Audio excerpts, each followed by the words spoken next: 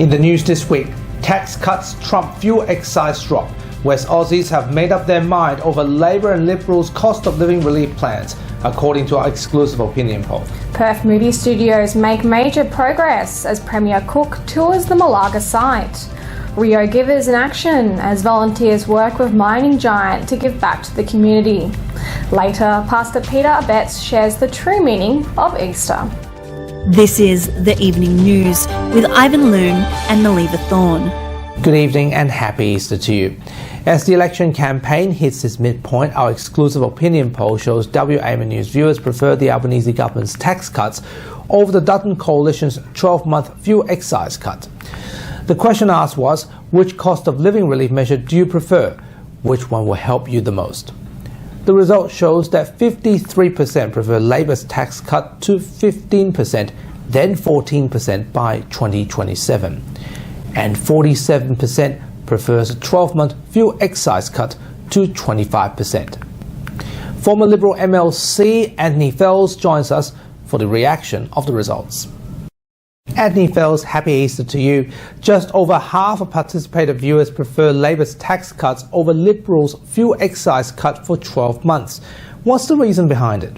Well, it could be that it's pretty close to being within the margin of error, I would think, but it could also be the party political views of a lot of those people who voted. But personally, I would go for a tax cut before I'd go for a 1-year saving on fuel. I'd rather a permanent tax break than a promised discount on fuel for a short time. I think a lot of the voters probably see it as a bit of a desperate policy by the Liberals, and it's not long term, and it's also coming in when there's a built-in budget deficit problem.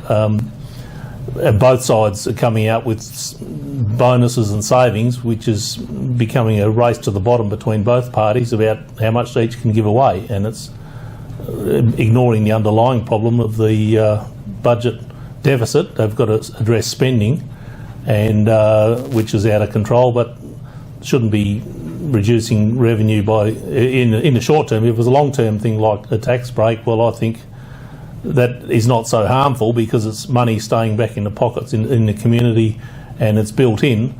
But in 12 months' time, when people have had if the Liberals get in and give people this fuel rebate, they're going to be suffering in 12 months' time when it all goes back on. The other issue that could affect it as well is you've got a lot of the voters now moving. Well, there'll certainly be a lot of voters who don't have a car, and they're probably the ones suffering most from the cost of living. So any change in fuel costs isn't going to affect them at all because they don't even own a vehicle. And then there's the other group that moving towards electric vehicles. Well, they're not going to pay anything. And then there's farmers, fishermen, and miners who are completely exempt from any fuel taxes anyway. So it won't matter to them whether it's scrapped completely or still remains. They get exemption from the fuel levy. The latest polling shows Peter Dutton and the Coalition is still trailing behind Labor in the two-party preferred basis. Do you believe it will continue, and will Dutton stay as leader if he loses?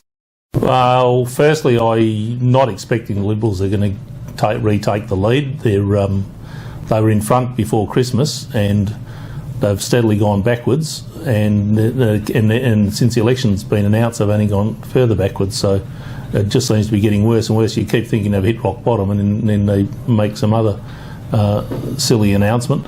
But the betting is $4.60 for Liberal, $1.20 for Labor. So I think it will actually be closer than that, and it's probably closer than that now as well. Odds like that are really unbelievable in an election for our government. It's never going to be that wide apart, and I think the Liberals will do better. As far as Dutton's future, he might well want to continue and have another go because it's only been a one-term Labor government. He might want to have a second shot. But and the other problem Liberals have got is there's not anyone else waiting in the wings unless they bring back someone like Josh Frydenberg or Christian Porter. He might still have desires on getting back into the Prime Minister's job one day. But from the field that are there now, I think it'd be very difficult for them to find a leader that would have a lot of appeal, other than someone like Senator Jane Hume, if she moved from the Senate down to the lower house, or Senator Jacinta Price and was given some economic portfolios, and I think she has a lot of broad appeal with Australians, but she needs to gain a heck of a lot more experience yet, and in both of those two ladies would have to move into the lower house to be leaders of the party. And you can read the full story right now only on the WAMN Extra News Club. Anthony Fells, thanks for your time and enjoy your long weekend. Happy Easter, Ivan. The WA government have announced that the Perth Film Studios project is over halfway to completion. The studio, full of huge sound stages and workshops, is being built at the 16-hectare site in Malaga. The backlot alone of the studio will be bigger than Optus Stadium's field. Premier Cook toured the construction site in Malaga just before the Easter long weekend. What you see here is an important part of the creative industry supply chain. We've already seen features of that in the city with the new ECU campus. You see WAPA students there taking the opportunity to be trained in acting, production, direction, and they will form an important part of the supply chain as this part of this manufacturing facility where we actually do the filming of great films. 60% of the construction of the $233.5 million project has been completed as the state government seeks to diversify the state's economy. Meanwhile, $57 million will go into helping the site get on its feet over the next 10 years, an agreement made with the Perth-based company Home Fire. The project has created over 200 jobs, with the studios to be owned by the Arts and Culture Trust on behalf of the state government. The studios are planned to be open in early 2026. The Creative Industries Minister, Simone McGurk, said that the studios will be a huge boost to WA's creative industries sector and will help WA attract talent and production investment from all over the world. Nothing says Made in WA more than this project, our first film studios here in Malaga.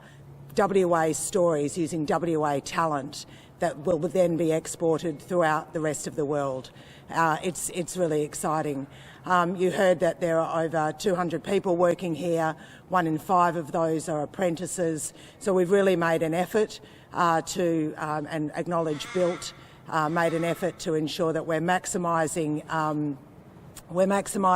West Australian people, but also West Australian materials in the project. Western Australia's upper house has been finalised, with the State Electoral Commission confirming the number of seats held by each political party. The results show that Labor government has lost its majority in the upper house, a development widely expected by commentators and pundits. The new upper house composition is as follows: 16 seats for Labor, 10 for the Liberals, 4 for the Nationals, 4 for the Greens, 2 for One Nation, and 1 each for the Australian Christians and legalised cannabis parties. If Labor and the Greens combine their numbers, they will have a sufficient majority to pass legislation. Both Liberal and Nationals made small gains in the upper house compared to 2021, when former Premier Mark McGowan led a historic landslide victory that almost wiped out the Liberals during the pandemic. Volunteers in Western Australia's regional towns have teamed up with mining giant Rio Tinto to give back to the community. The Rio Givers has been underway for the last 3 years, with young people set to benefit with healthy foods as the school mid-season begins for 2025. Here is a feature regional report from Nada Media. Rio Givers and Volunteering WA have been working together for the last 3 years. We have done a huge variety of different activities. Today we have had 2 different Rio Tinto teams. Cape Lambert team, or the rail operations team, was at Yandina Youth Centre. They cooked 172 meals today, so that is preparation for the youth team as we lead into school holidays. Yes, everyone's got a role. Some people are cutting up chicken, some people are cutting up vegetables, some people are flouring things, and some people are frying things, and everybody's doing their bit, trying to cook for maybe 35 kids. The Yandina Youth Centre has been running for over 20 years. It services the local community. We have kids coming in who are basically under 18, from 5 to 18. I love about the youth group. I can make friends and meet new people. We try and have a big influence over what they eat. So in order to do that, we provide food platters at the start of the session. So often the kids come over from the school, which is just across the road, and they're hungry. So the first thing we do is we give them a fruit platter. Today we're having Volunteering WA come in, have Rio volunteers cook meals for our kids. We're here today to try and help the staff. I mean, they do a phenomenal job here, and there's lots of cooking to be done. But while they're cooking, they can't be out with the kids. So we thought take the opportunity that we could do the cooking for them to give them some more time so they could be out with the kids. The reason I chose to volunteer today is because I love giving back into our community. I've been here, like I said, for 18 years, and it's nice to actually feel like I'm contributing to the community outside of Rio Tinto. This morning we've had a different team here at Yandina Aged Care. We've been working on this beautiful indoor garden, doing some planting, some mulching, trimming some trees. We've had a team inside doing a bit of a sort out of their craft activities and their books and their DVDs. Yeah, it's great to see all the people here at the Yandina Aged Care, yeah. Don't really get the opportunity to get your hands dirty very often, you know, with work and all of that, but it was a really good opportunity to just get out of that workspace and, you know, get into nature and we'll get hands dirty a little bit and, you know, learn a few things as well. It's always about meeting the people. I really enjoy volunteering in the community, and it's been great to see some of the more elderly residents of our community, having a chat with them, having a smile, and just seeing, I guess, what their day-to-day is. So it's always, I always enjoy that. Obviously, you get the opportunity to give back, and you know you got to. I never take things for granted. I understand that I'm fortunate to be in the position I'm in. You know, it's that's what sort of when you get that opportunity to give back, it's important. We need to do this more often. So I think it's really great that Rio have taken on this initiative to help and put back into our community. So I'm very proud that we're part of that, and certainly we'll be doing a lot more in the future. Easter is a significant holiday in Western countries, including Australia. But what is the true meaning of this important season, and why does it hold cultural significance? Here's Pastor Peter Abetz with a special Easter message. Easter is the most significant event in the Christian calendar. It's even more important than Christmas, although of course without Christmas Jesus would not have come into the world, so Christmas is important. But Easter is the most significant event because it's so life-changing. On Good Friday, Jesus allowed himself to be nailed to the cross on the outskirts of Jerusalem by the Roman authorities. He did that because he was willing to be that once for all sacrifice for our sin. You may recall that as Jesus was dying, he said, my God, why have you forsaken me?" That was because he was willing to take upon himself the God-forsakenness that you and I deserve on account of our rebelliousness against God, our sinfulness, the fact we've gone our own way rather than followed God's ways. And then on Easter Sunday morning, of course, the grave was empty. Jesus rose from the dead. And that was the Father's way of saying, I've accepted the price that Jesus paid on your behalf. So that means that those who believe in Jesus, their sin, their guilt, their shame, it's been lifted, and that frees us to live a new life in relationship with God.